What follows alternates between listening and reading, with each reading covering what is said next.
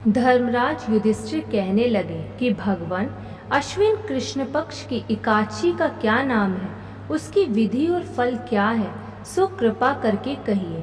श्री कृष्ण कहने लगे कि इस एकादशी का नाम इंद्रा एकादशी है। यह एकादशी पापों को नष्ट करने वाली तथा पितरों को अधोगति से मुक्ति दिलाने वाली है। हे राजन, ध्यान पूर्वक इसकी कथा सुनो। इसके सुनने मात्र से वाजपेयी यज्ञ का फल प्राप्त होता है। पहले सतयुग के समय महिष्मति नाम की नगरी में इंद्रसेन नाम का एक प्रतापी राजा धर्म पूर्वक अपनी प्रजा का पालन करते हुए शासन करता था। वह राजा पुत्र, पौत्र और धन धान्य से संपन्न तथा विष्णु का परम भक्त था। एक दिन जब राजा सुखपूर्वक अपनी सभा में बैठा था तो आकाश मार्ग से महर्षि नारद उतरकर उसकी सभा में आए। राजा उनको देखते ही हाथ जोड़कर खड़ा हो गया और विधि पूर्वक आसन व अर्घ्य दिया। सुख से बैठकर मुनि ने राजा से पूछा कि हे राजन, आपके सातों अंग कुशल पूर्वक तो हैं, तुम्हारी बुद्धि धर्म में और तुम्हारा मन विष्णु भक्ति में तो रहता है। देवऋषि नारद की ऐसी बात सुनकर राजा ने कहा, हे महर्षि, आपकी कृपा से मेरे राज्य में सब कुशल है तथा मेरे यहाँ यज्ञ कर्मादि सुकृत होते रहे हैं। आप कृपा करके अपने आगमन का कारण कहिए। तब ऋषि कहने लगे कि राजन, आप आश्चर्य देने वाले मेरे वचनों को सुनो।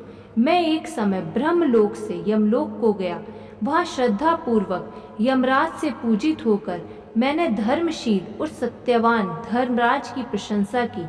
उसी यमराज की सभा में महान ज्ञानी और धर्मात्मा तुम्हारे पिता को एकादशी का व्रत भंग होने के कारण देखा।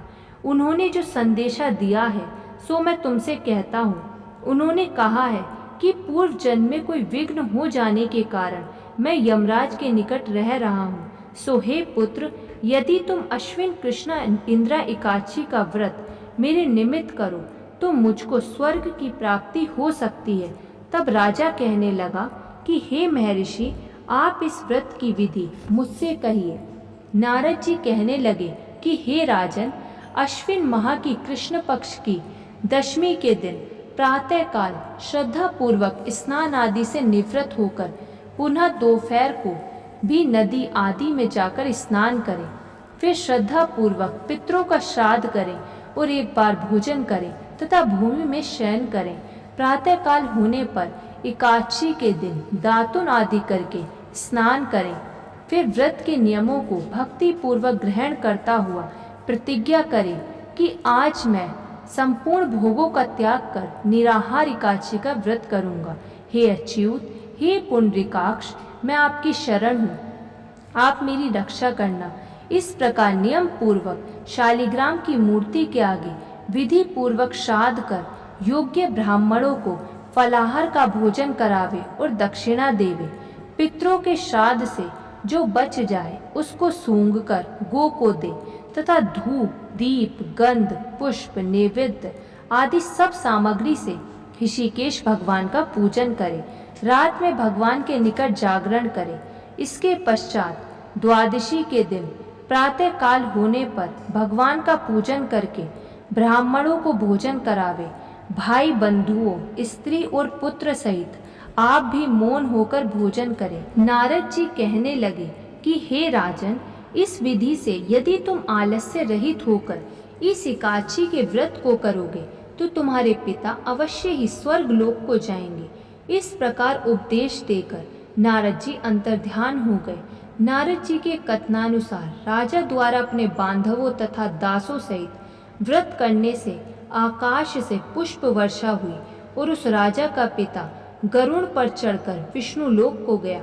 राजा इंद्रसेन भी एकादशी के व्रत के प्रभाव से निष्कंटक राज करके अंत समय में अपने पुत्र को सिंहासन पर बैठाकर स्वर्ग लोक को गया। हे युधिष्ठिर, यह इंद्रा एकादशी के व्रत का महात्म्य मैंने तुमसे कहा। इसके पढ़ने या सुनने से मनुष्य सब पापों से छूट जाते हैं और सब प्रकार के भोगों को भोग कर वैकुंठ को प्राप्त होते हैं।